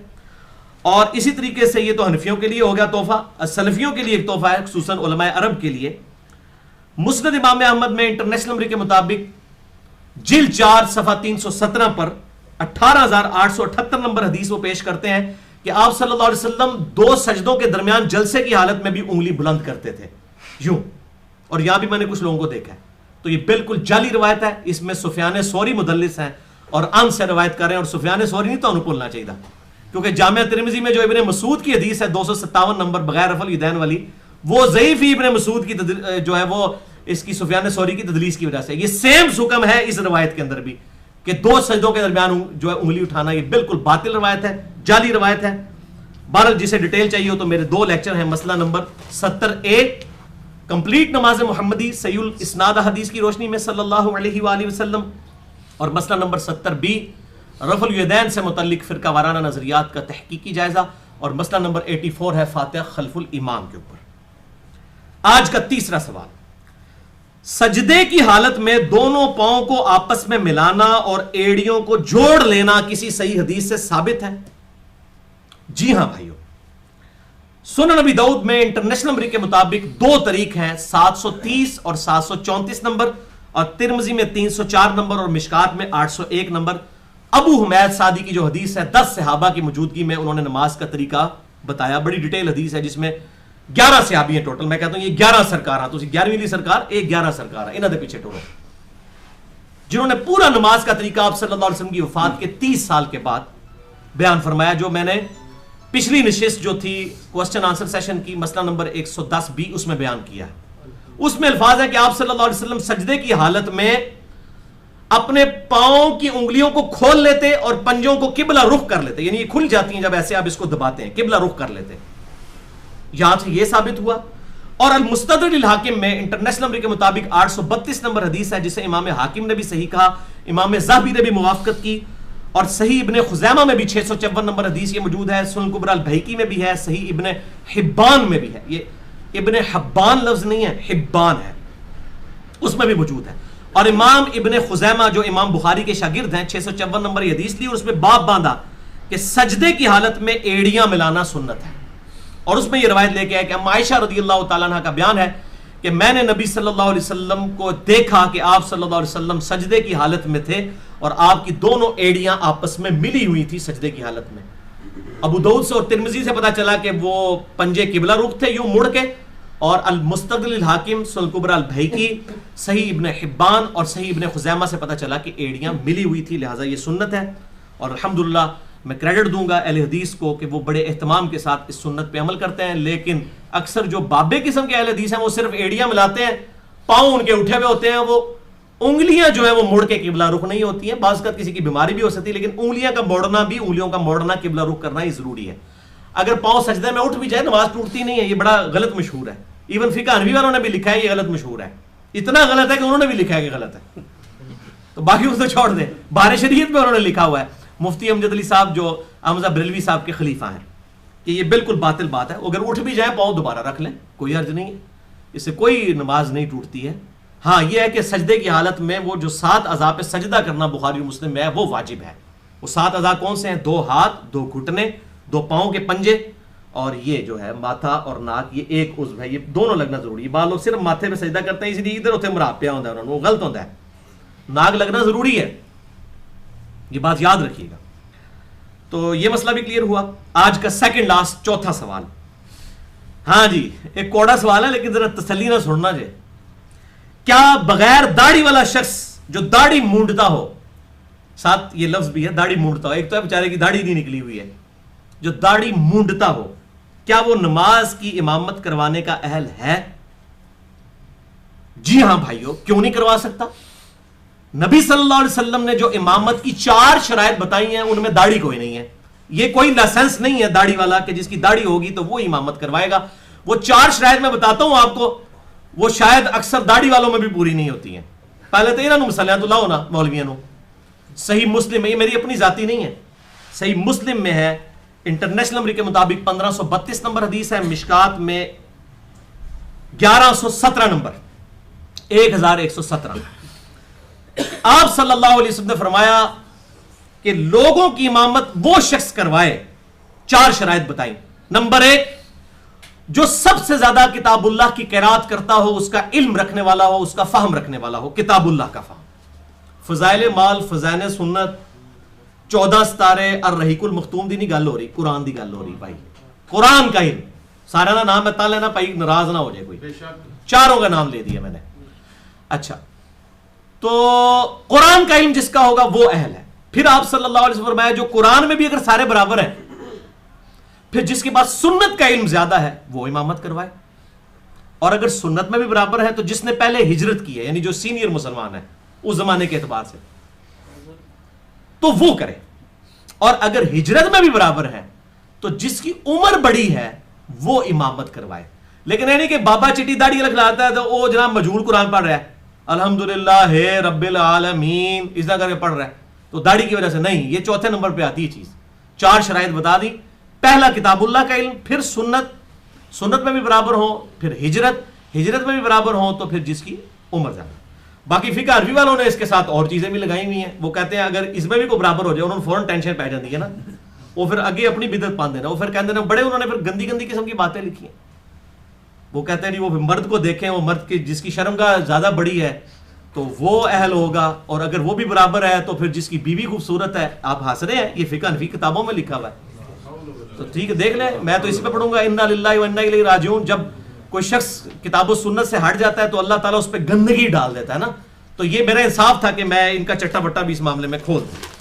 تو بھائیو، داڑھی کوئی شرط نہیں ہے، یہ 4 شرائط ہیں جس میں بھی پوری ہو. اگر آپ مجھ سے پرسنلی پوچھیں کہ ناراض نہیں ہونا، یعنی میری اگر جاوید احمد غامدی صاحب سے ملاقات ہو تو میں کبھی نہیں چاہوں گا کہ وہ میرے پیچھے نماز پڑھیں. میری خواہش ہوگی وہ امامت کروائیں، اگرچہ مجھے کئی معاملات میں ان سے اتفاق ہے.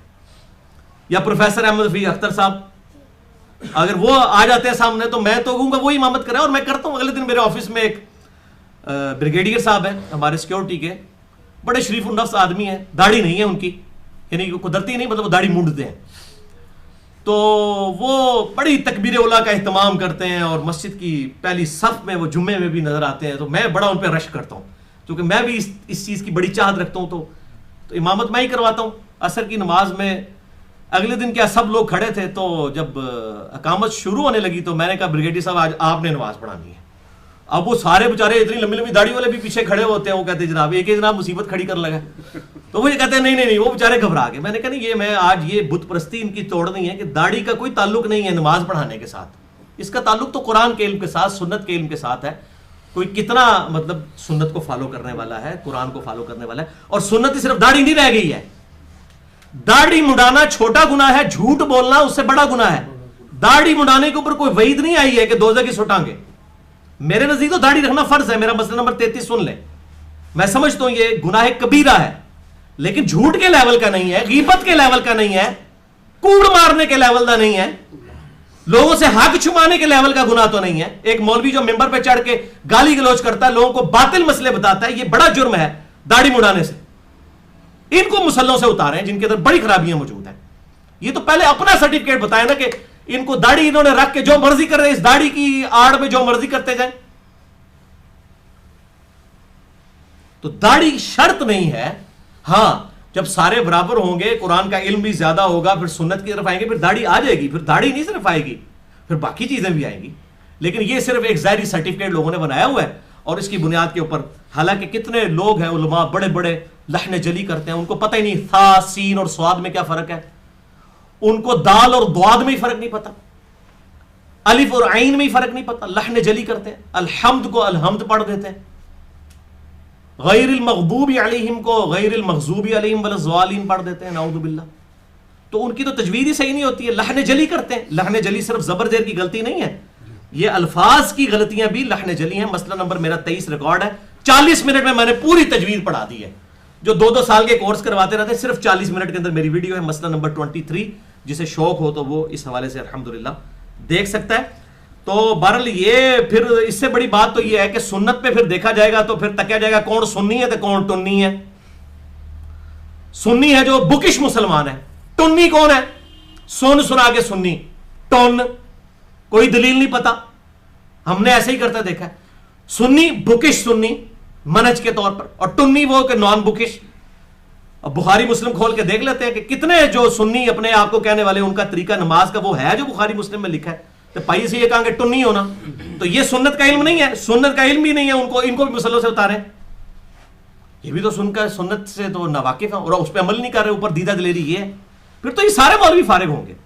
تو میرا موقف یہ ہے کہ سب کے پیچھے نماز ہو جاتی ہے. اس طرح کی غلطیاں کسی میں موجود ہوں تو میرا پورا لیکچر ریکارڈ ہے, مسئلہ نمبر 75C, بدعتی امام اور کلمہ گو مشرک امام, کلمہ گو مشرک, کافر کی نہیں بات کر رہا, اس کے پیچھے نماز پڑھنے کا کیا موقف ہے. میں نے دلائل کے ساتھ اس پہ واضح کیا کہ نماز سب کے پیچھے ہو جاتی ہے, البتہ بہتر کی تلاش میں رہنا چاہیے. میں مجھے کوئی آر نہیں ہے, میری پوری کوشش ہوتی ہے کہ میں کسی اہل حدیث امام کے پیچھے جا کے نماز پڑھوں. اس کی وجہ ہے کہ بھائی ہم نے ٹکریں نہیں مارنی, ہم نے سکون کے ساتھ نماز پڑھنی ہوتی ہے. تو یا وہ اہل حدیث سکون کے ساتھ نماز پڑھتے ہیں یا یہ جماعت المسلمین والے پڑھتے ہیں. باقی تو اللہ ماشاءاللہ جو ہے وہ لوگ نماز کو سکون کے ساتھ پڑھ رہے ہوتے ہیں. تو آپ کا حق ہے کہ آپ بہتر امام کے پیچھے نماز پڑھیں, لیکن اگر بہتر امام اویلیبل نہیں تو گھر نماز نہ پڑھیں, مسجد کا ضرور اہتمام کریں, اس مسجد کو نہ چھوڑیں, اس میں الگ نہ ہو. میں نے اس میں دلائل بھی دیے ہیں, مسئلہ نمبر 75C. باقی سب سے بڑی تو بدعت تو یہ ہے کہ مسجدوں کے باہر جو نام لکھ دیے انہوں نے بریلوی دیوبندی اہل حدیث اور جو اثنا عشری, مسجد کے باہر اس طرح کے نام, میں کہتا ہوں, یہ کہتے ہیں نا سلف کا فہم. مجھے بتائیں امام بخاری امام مسلم نے کہیں لکھا ہوا ہے کہ مسجد کے باہر آپ اہل حدیث بریلوی دیوبندی یہ شیعہ یہ لکھیں؟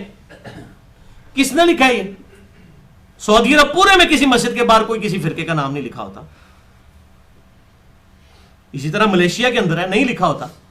یہ اب یہ فرقوں کے نام لکھے ہوئے پھر تو یہ سارے بدعتی ہیں, کسی کے پیچھے بھی نماز نہیں ہوگی. نہیں, ایسا نہیں ہے, نماز ہو جائے گی. اور اللہ تعالیٰ سے دعا بھی کرتے رہا کریں, اللہم اہدنا الصراط المستقیم صراط الذین انعمت علیہم غیر المغضوب علیہم ولا الضالین آمین. آج کا 5واں اور آخری سوال, یہ بہت کریٹیکل سوال ہے اور مجھے اکثر ای میلز خصوصاً غیر مسلم ملکوں سے آتی ہیں جو وہاں پہ مسلمان آباد ہیں, اور خصوصاً انڈیا کے اندر بھی ظاہر ہے کہ تقریباً 20 کروڑ کے قریب مسلمان ہیں وہاں پر بھی, اور ان کو اس سے واسطہ پڑتا ہے. یہاں پر بھی اکثر اوقات ہمیں بھی پڑ جاتا ہے. اور وہ 5واں سوال ہے, کیا ہم کسی غیر مسلم مثلاً ہندو, عیسائی, یہودی یا قادیانی کو سلام کر سکتے ہیں یا اس کے سلام کا جواب دے سکتے ہیں؟ یہ دو چیزیں ہیں, خود سلام میں پہل کرنا یا اس نے سلام کیا تو اس کا جواب دینا. تو پہلے تو میں کیٹاگوریکل بتا دوں کہ دونوں کا جواب ہے ہاں, نہ میں نہیں ہے. اب میں اس کے دلائل سامنے رکھتا ہوں. بھائیو, اس کانٹیکسٹ میں نے پوری ایمانداری کے ساتھ صحیح بخاری اور صحیح مسلم کی ساری احادیث پڑھی جو سلام سے ریلیٹڈ ہے, اور آپ کو یہ کمبائنڈ فارم میں 5 کریٹیکل احادیث مشکات میں اکٹھی مل جائیں گی. انٹرنیشنل نمبر کے مطابق 4635 سے لے کر 4639 تک. انسائکلوپیڈیا آف حدیث مشکات, بخاری اور مسلم کے ریفرنس سے, ان کے نمبر بھی میں بتا دیتا ہوں. پہلی حدیث صحیح مسلم سے ہے, یہ صحیح مسلم سے ہے, باقی ساری متفقن علیہ ہیں بخاری اور مسلم کی. صحیح مسلم 5661, مشکات میں 4635, کہ آپ صلی اللہ علیہ وسلم نے فرمایا کہ یہود و نصارہ کو سلام کرنے میں پہل نہ کرو, جب ان میں سے کسی کو راستے میں ملو تو انہیں راستے کی ایک طرف چلنے پر مجبور کر دو. اب یہ حدیث کے الفاظ بڑے سخت ہیں کہ پہل نہ کرو اور ان کو راستے میں سائیڈ پہ چلنے پہ مجبور کر دو, مین راستے پہ تم چلو. یہ الفاظ ہی بتا رہے ہیں کہ آپ صلی اللہ علیہ وسلم کے مزاج کے ساتھ میچ نہیں کھاتے یہ الفاظ, کیونکہ آپ کے بارے میں ہے وَإِنَّكَ لَعَلَىٰ خُلُقٍ عَظِيمٍ, آپ تو اخلاق کے بلند ترین مرتبے پر فائز ہیں. حدیث صحیح ہے یہ. اس کا فہم یہ ہے, میں ان محققین اور علماء کے ساتھ ہوں جن کا فہم یہ ہے کہ یہ کسی خاص سرکمسٹانسز میں حالات و واقعات کے اندر آپ کو یہ بات کرنی پڑی ہے. حالات اتنے بگڑ گئے تھے, اور وہ آپ کو اگلی احادیث میں بخاری مسلم کی پتہ چل جائے گا یہ کانٹیکسٹ کیا ہے. لہٰذا یہ حدیث کوئی پیش کر کے کوئی ایسا معاملہ نہ کریں, اس کو آپ یا منسوخ تصور کریں یا اس کو ان خاص سرکمسٹانسز کے ساتھ تصور کریں. آج کے لیے اپلیکیبل نہیں ہے. یہ حدیث خود بخود منسوخ ہو جائے گی دوسری احادیث سے جو میں آگے بیان کروں گا, اور وہ چاروں کی چاروں بخاری اور مسلم دونوں میں ہے. یہ صرف صحیح مسلم میں ہے, بخاری میں نہیں تھی یہ حدیث, لیکن اگلی 4 حدیثیں بخاری اور مسلم دونوں میں ہیں. دوسری حدیث صحیح بخاری میں 6257، صحیح مسلم میں 5654، مشکات میں 4636 کہ آپ صلی اللہ علیہ وسلم نے فرمایا جب یہودی تمہیں سلام کرتے ہیں تو ان میں سے کوئی ایک تمہیں کہتا ہے السلام علیکم، یعنی تم پر موت ہو، لام کو سکپ کر دیں، السلام علیکم تم پر موت ہو، لہذا تم صرف وعلیکا کہہ دیا کرو۔ کیا مطلب کہ اگر اس نے تم پر موت بھیجی ہوگی تو اس پہ موت شفٹ ہو جائے گی، اور اگر نے سلامتی بھیجی ہوگی تو اس پہ سلامتی کو۔ وعلیکا کیا مطلب ہے؟ اور تم پر بھی ہو، یعنی جو تم نے مجھے کہا وہی تم پر بھی ہو۔ وعلیکم السلام پورا کہنا ضروری نہیں ہوتا، عام مسلمان کو بھی اگر آپ وعلیکم کہہ دیتے ہیں تو اس کا مطلب یہی بنتا ہے کہ اور تم پر بھی۔ کیا تم پر بھی؟ جو تو میرے دس اٹھے ہے، لعنت بھیجیے تو لعنت، اگر سلام بھیجیے تو سلام، سیدھی سی لاجیکل گل ہے۔ اچھا، تیسری حدیث، اور یہاں یہ بات یاد رکھیں کہ کافر کو آپ دعا تو دے سکتے ہیں نا، قرآن حکیم میں جو کفر کی حالت میں مر گیا اس کے لیے دعا کرنے سے منع کیا کہ زندگی میں تو آپ ہم اوباما کے لیے بھی دعا کرتے ہیں کہ اللہ تعالیٰ سے ہدایت دے، ہم کلنٹن کے لیے بھی دعا کرتے ہیں اللہ تعالیٰ سے ہدایت دے، تو یہ سلامتی دعا یہ دے سکتے ہیں، کوئی حرج تو نہیں ہے۔ تیسری حدیث صحیح بخاری میں 6258، مسلم میں 5652، مشکات میں 4637 کہ آپ صلی اللہ علیہ وسلم نے فرمایا جب اہل کتاب تمہیں سلام کریں تو تم جواب میں صرف وعلیکم کہا کرو۔ کیوں؟ وہ السلام علیکم کہتے تھے، تو جب وہ یہ کہہ رہے ہیں تو آپ پھر وعلیکم السلام کیوں کہیں گے؟ وہ تو آپ کے پر موت بھیج رہے ہیں، تو عدلے کا بدلہ وہی ہوگا نا، تو اس لیے کہا گیا وعلیکم کہو۔ چوتھی حدیث صحیح بخاری میں 6401، صحیح مسلم میں 3 طریق ہیں، 5656، 657 اور 5659، مشکات میں 4638 میں، یہ سارے طریق اس کے سارے طرق جمع ہیں۔ اما عائشہ کہتی ہیں رضی اللہ تعالیٰ عنہ کہ کچھ یہودی آپ صلی اللہ علیہ وسلم کے پاس حاضر خدمت ہوئے، انہوں نے اجازت مانگی اندر آنے کی، اور انہوں نے کہا السلام علیکم، نعوذ باللہ، آپ صلی اللہ علیہ وسلم کو کہا تم پر موت ہو۔ اما عائشہ کا ایمان جاگ اٹھا، ظاہر ہے تڑپ اٹھی، بیوی تو تھیں اور مومنہ بھی تھی، کامل مومنہ، ان سے رہا نہ گیا۔ جب حضور صلی اللہ علیہ وسلم کو بددعا دی ان یہودیوں نے تو اما عائشہ نے کہا بل علیکم السلام واللعنت، بلکہ تم پر موت ہو اور اللہ کی لعنت ہو، کہ اللہ کے نبی کے بارے میں یہ بات کر رہی ہو۔ اچھا، لیکن آپ صلی اللہ علیہ وسلم نے فرمایا حضرت عائشہ سے کہ عائشہ نرمی اختیار کرو، بے شک اللہ مہربان ہے، وہ ہر معاملے میں مہربانی فرماتا ہے اور مہربانی کو پسند فرماتا ہے، نرمی کرو اور سخت گوئی سے پرہیز کرو۔ اندازہ کریں ٹیمپرامنٹ، آپ دیکھیں، اسی میں کہہ رہا تھا وہ مزاج رسول کے خلاف ہو جاتی ہیں باتیں ایسی، آپ کا تو اخلاق بہت اعلیٰ درجے کا تھا، اور یہ یہودیوں کی عادت تھی الفاظ کو بگاڑنا، السلام علیکم، السلام علیکم بول دینا، رائنا یا رسول اللہ کی بجائے رائینا، اے ہمارے چرواہے، سمعنا و اطعنا، سنا اور اطاعت کی، اور اس کو کہتے ہیں سمعنا و عفینا، سنا اور ہم نے نافرمانی کی۔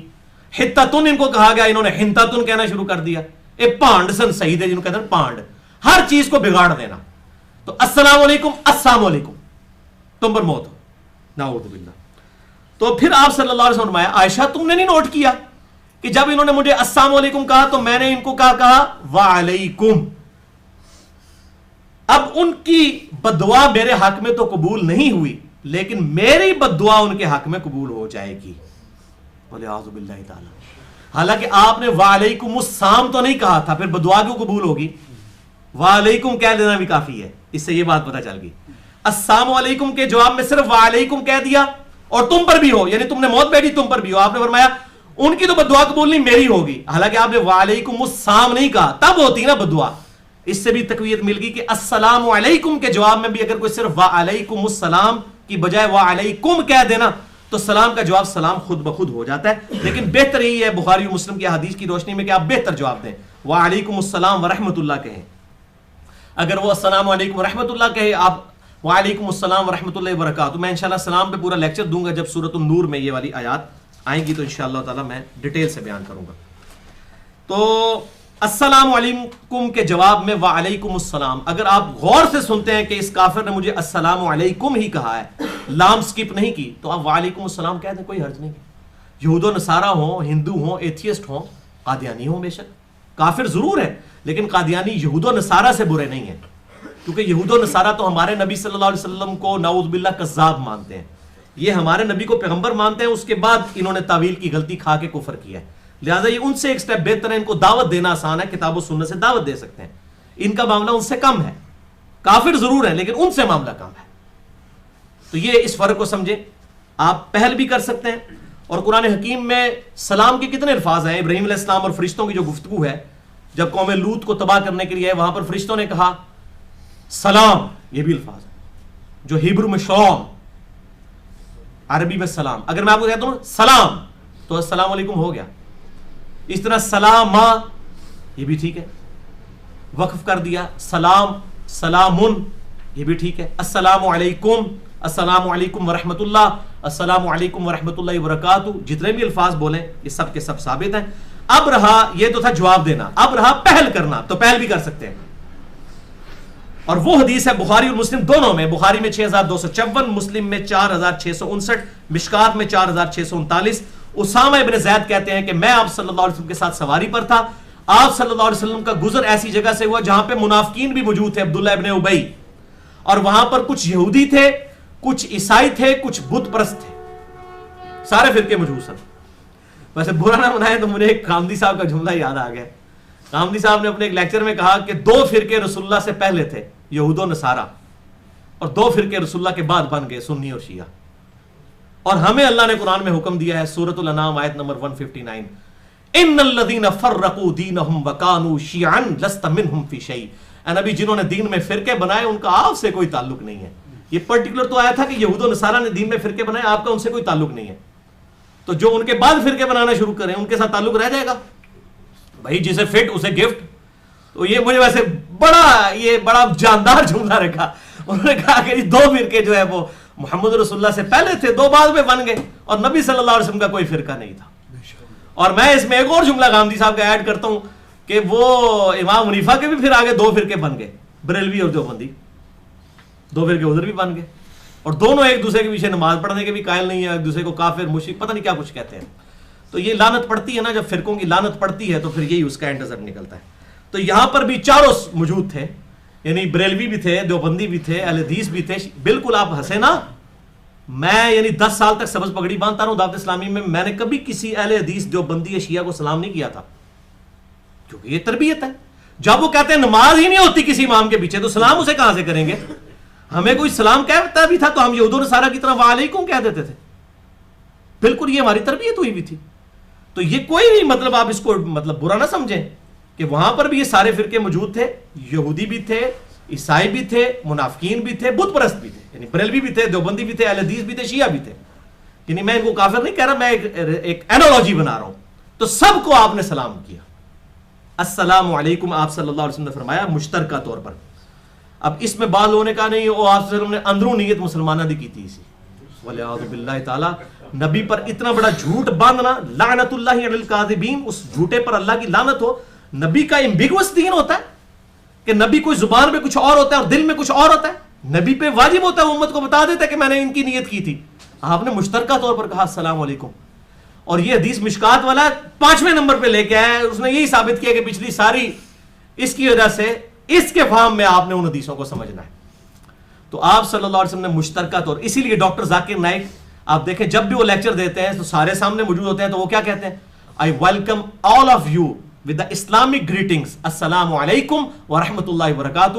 میں آپ سب کو خوش آمدید کہتا ہوں اسلامک گریٹنگز کے ساتھ, سب کو السلام علیکم ورحمۃ اللہ وبرکاتہ. تو یہ کہہ سکتے ہیں, اس میں کوئی حرج نہیں ہے. اور باقی اگر کوئی کسی کو زیادہ کو تقوی کا حیضہ ہوا ہے تو اس کے لیے بھی میں ایک چھوٹا سا فارمولہ بتا دیتا ہوں. آخر میں وہ حدیث صحیح بخاری میں 6260, صحیح مسلم میں 4607, مشکات میں 3926, کہ آپ صلی اللہ علیہ وسلم نے جب کیسر روم کو خط لکھا, روم کے بادشاہ کو, وہ کون تھا, عیسائی تھا, نصارہ میں سے تھا, اس کو خط لکھا آپ صلی اللہ علیہ وسلم نے. وہ خط موجود ہے بخاری اور مسلم میں اور مشکات کا میں نے حوالہ دیا. اس میں الفاظ ہیں آپ صلی اللہ علیہ وسلم کے, بسم اللہ الرحمن الرحیم سے شروع ہوا, اور پھر آگے ہے کہ محمد صلی اللہ علیہ وسلم اللہ کے بندے اور اس کے رسول کی جانب سے ہرقل روم جو ہے قیصر روم کی طرف یہ جو ہے وہ دعوت نامہ ہے. اور پھر آپ صلی اللہ علیہ وسلم نے ساتھ لکھا سلام علی من اتبع الہدی, اور ایک طریق کے اندر ہے بخاری میں 6260, السلام علی من اتبع الہدی, سلام ہو ہر اس شخص پر جو کہ اتباع کر لے ہدایت کی پیروی اختیار کر لے.